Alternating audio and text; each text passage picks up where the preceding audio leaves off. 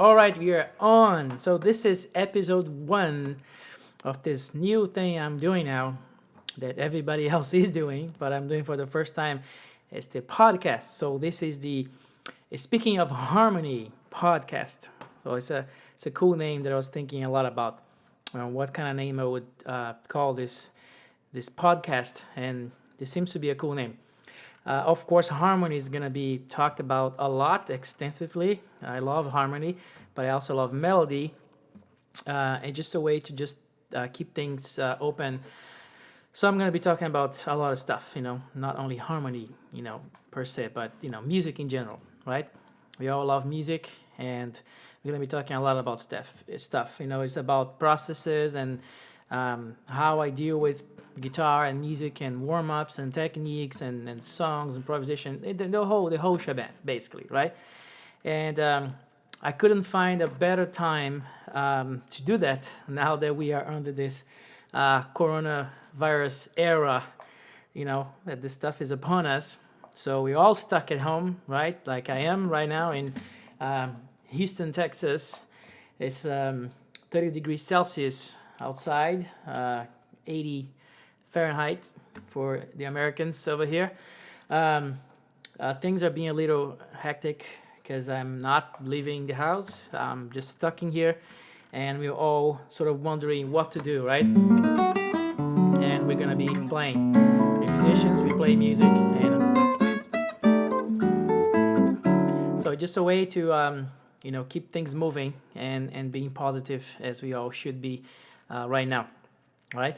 I guess the first episode I was gonna use to, there's not a plan involved here. It's just me playing and just talking, kind of like an open, long form format podcast, like a bunch of them for different subjects. Like I love the Joe Rogan podcast when he interviews people, but I also love Bill Burr podcast, which is a comedian, and he just press record and start talking for like an hour or so about whatever he feels like it. And I'm gonna try to kind of keep it this way here, just randomly talking about music related subjects most of the time, I hope. And a few days ago I got to be on my friend Yannick Guistala's podcast that he's been doing for a little while now. I think he's on to like 60 or something, 63 or 64 episodes now. And I have been talking to him for so long about doing something like this for myself, and there's always these things that you kind of put on hold for a little bit, but you never get to do it. And people, I must tell you, now is the time to do everything you're planning to do and you put aside. Now is the time to do it, now that we actually have some time in our hands to do it. So this is it. This is me just kind of being super open and talking about things as honest as I can possibly be, right? Basically talking about music, but probably talk about other stuff as well. One thing that always is always with me, and I got a lot of questions all the time, and might be a good thing to talk about today, which is open strings. Open strings is always a topic that emerges from everything when I'm like doing some kind of a question answer or questions from somebody. Everybody asks me about how do I use or how do I approach, or how that works, basically, right? Open strings are super important, and I try to use them all the time and every time I get the chance to do it. Just because there's a personal taste. I really like it. I like the sound, especially on this guitar, the acoustic guitar, the classic guitar, the nylon string guitar. I think it really enhances the sound, and you have a particular timbre and range and all kinds of things in favor of using open strings, in my opinion. So I use that a lot. There is a video I did in Portuguese, actually, not long ago, about open strings, a short one, that I kind of went into that and talked a little bit about how to use open strings, right? But basically, there's, the subject is long, right? You can talk about for hours about open strings. I did a master class one time just on open strings. There's so many things you can do, right?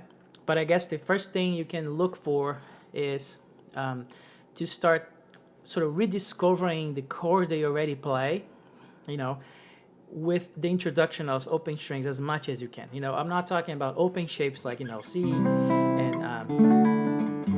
G and all that stuff that already has that. But, you know, chords that you otherwise wouldn't use on open strings, but try to use some. You know, for instance, D minor 7, let's say, right? You know, you probably play something like that here, but I can also play D minor 7, and if I can put the 9th on, I can play it here, right? So I can use this open string over here, and then if you start adding more colors to the chord, I can also, you know, use this one, which is a João Bosco chord, right? For the Brazilian friends that love João Bosco as much as I do, this is a literally one chord that he has on one song. That's literally this one chord all the time.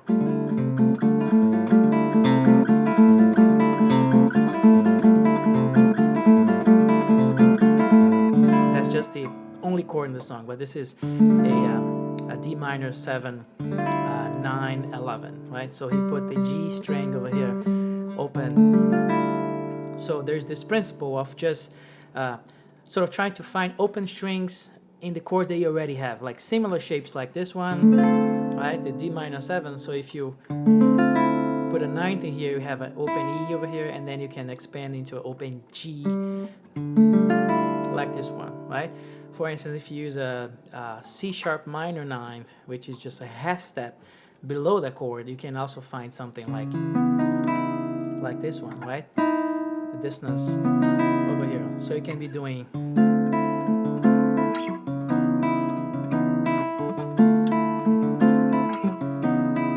right? And you see that that same chord, I can do it over here in a different shape, also using that open string. See? That's also a C sharp minor 7, 9, and 11 in this case, right? Or just C sharp minor 11, right? And then I can build a sequence, I can build a progression out of that. So I can use that open string to kind of just use it as a, you know, some kind of a pedal that just kind of flies, you know, it's just floating around everything you play. Like for instance, this sequence, I can do G minor 9, then D sharp, C sharp minor, you know, minor, and then C major 9, and then B minor 11, and then B flat, major 7, sharp 11, right? So in this sequence, just 5 chords or so, I can use the same string open, just acting like some kind of a glue, you know, that kind of binds everything together. So I can do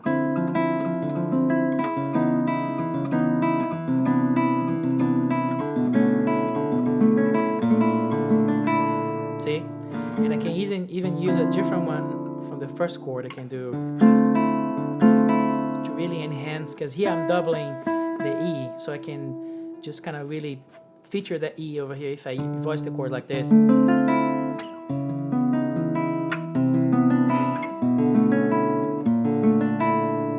See, this is just one of the ways you can use it, right? Just kind of electing one note that keeps itself open, and then you just kind of move things around, right? So you do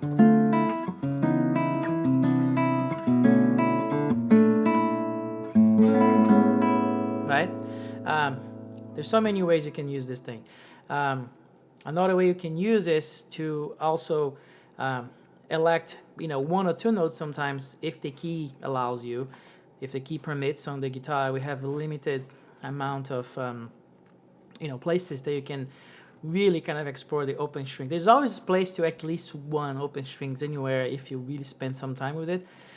But there's some keys that just gold, you know, you can use a bunch of open strings. Let's say E major, it's a key that it's one of my favorite keys for guitar. You know, guitarists love it. But little side notes that all my friends in my bands and stuff, they really get upset with me, saxophone players, because there's a bunch of stuff in E major, but for like alto saxophone, it's just like tough. All the fingerings and stuff they have to do. There's all these complicated phrases in E major. For them, it's kind of a drag. but it just lands so well on the guitar, right? So if you get E major, you have so many options for open strings. You can do open B and open E, for instance. Those are like my favorite. Like, so you can use this as a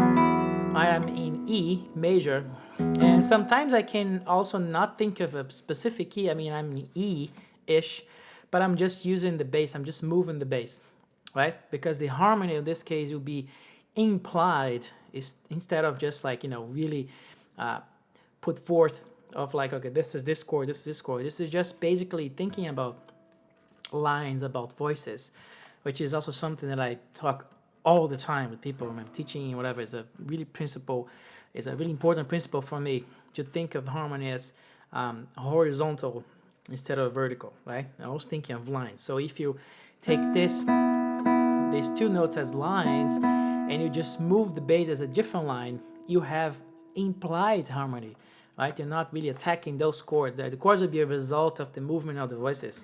Like if you get, let's say this, right?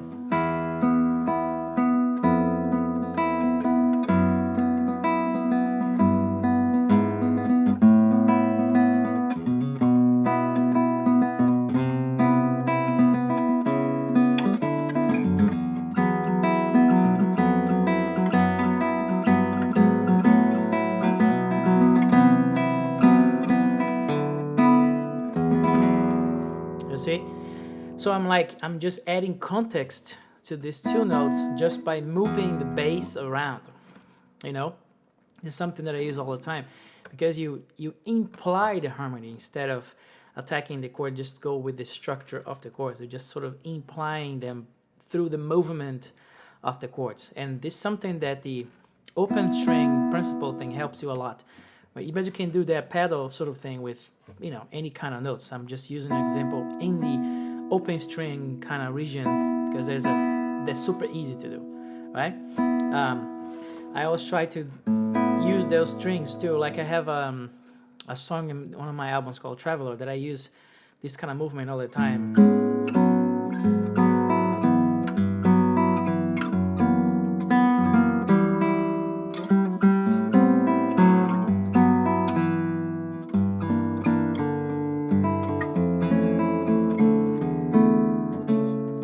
So there's a voice inside, which is the main melody, but the bass is moving, but the open string is also there, kind of like giving that, sort of like it's just floating around, just kind of gluing everything together, right? The melody is.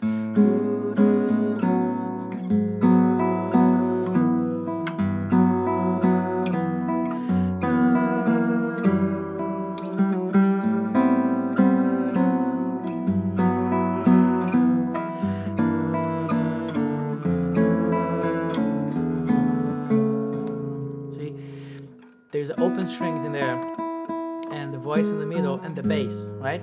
So is there harmony implied to that? Yeah, definitely. I was not really thinking of like, oh, this is the chord, this is the chord. If I want to like communicate that, I'll write everything, and sometimes just kind of like on particular moments, just put a chord symbol on what that chord at that time just kind of landed itself into. But I wasn't really thinking about, I'm going to use this chord and then this chord. It's just like a result of a movement from the voices, right? This is one way to use the open strings as well, right? Another thing is that you can use, this just by these these two processes, you can spend so much time finding open chords, everywhere, right? For me, my own process is, if I am into something, if in an open string kind of direction, I will try to keep an open string, anytime I can, right? So if I was doing an example like that, like I was doing that, I'll try to always have one. But if I am doing something,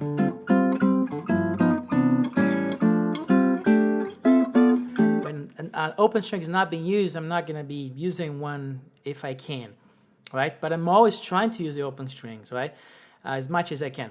Another thing that I use the open strings for is to, I talk about this all the time as well, is to sometimes color the chord in a different way, and kind of add an extra color that I want to a triad, for instance, is kind of when I use it the most. So triad speaking, right? When I'm using, right? I'm using a triadic kind of harmony, right?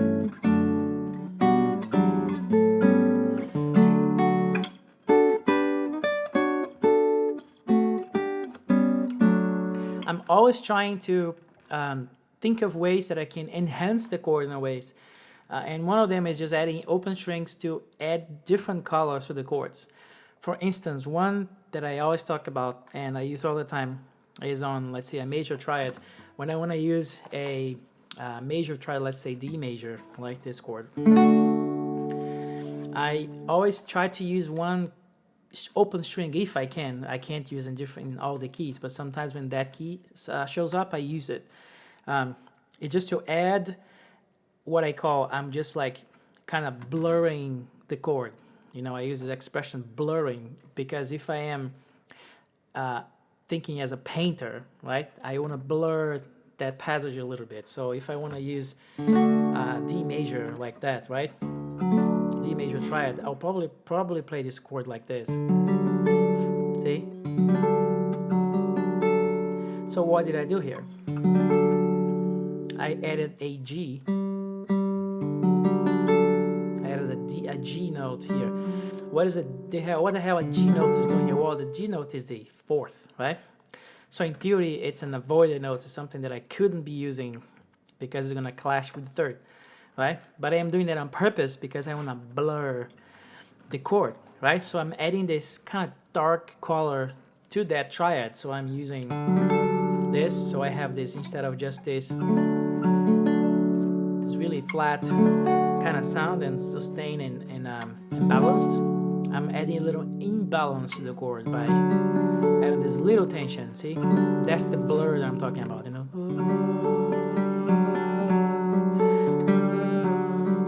in E flat I can do it like this.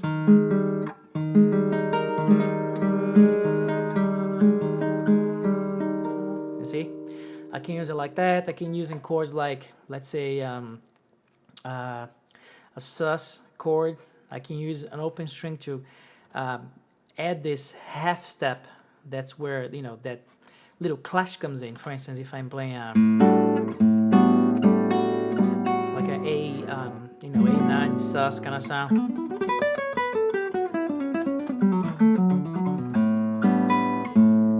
Right? This sound, I can totally play like this.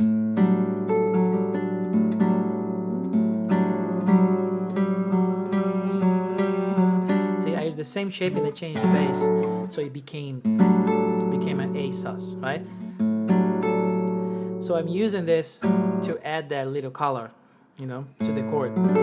So things like that, you can use it. You can also use it, you know, as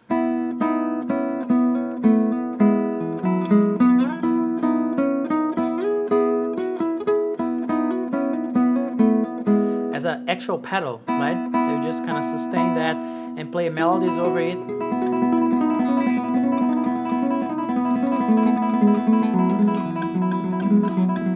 And then add in the bass.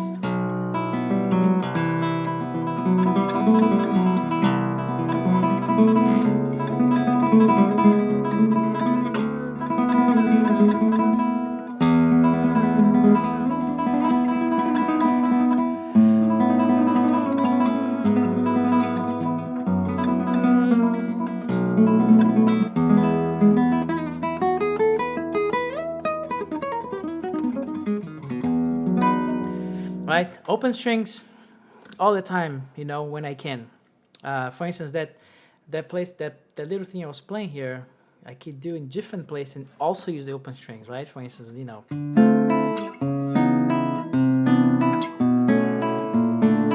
the little thing I played, I can play here too, probably. So I can do.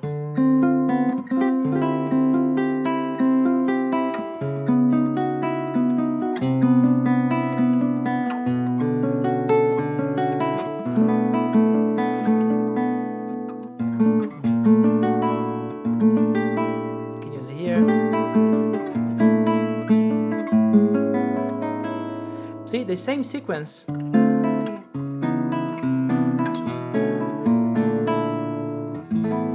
I can use it here too.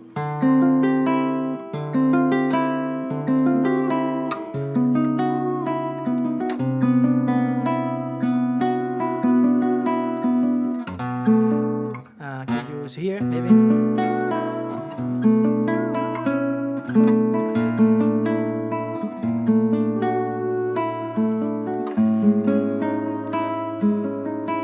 You see, so the guitar, it's so rich and so effective to use open strings, because just, you know, we have so many limitations as an instrument compared to a piano, let's say, in terms of range and, you know, and all that stuff, the dissonance. But the guitar has so many interesting things as well, you know, that you can use as tools that are different from, let's say, a piano or something like that.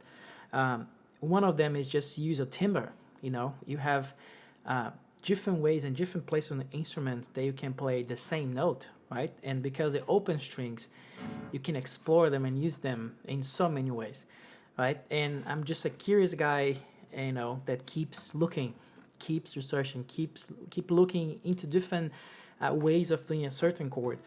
You know, there's so many great musicians out there, and now with YouTube and all that stuff, sometimes I see a guy playing, it's like, man, that's a great way of playing that chord. I haven't thought of that. And then I go and copy that. It's like, oh, okay, hey, this is what he was thinking. And then I ended up finding, and maybe some people see me playing some other chords. Oh, I haven't thought of this chord here, you know. So it's always it's a good research topic, right? To talk about open strings. And with that, I'm gonna end up here today. I'm gonna finish up our first episode of the podcast. So I hope you enjoy that, and I'll be back tomorrow with another episode. So let me know what you think of this format. Let me know in the comments if you have any questions about open strings, if I can help anyhow, how you use open strings. You know, let me know if there's any other procedure or something that you figure out that you like to use, and I'd love to hear from you.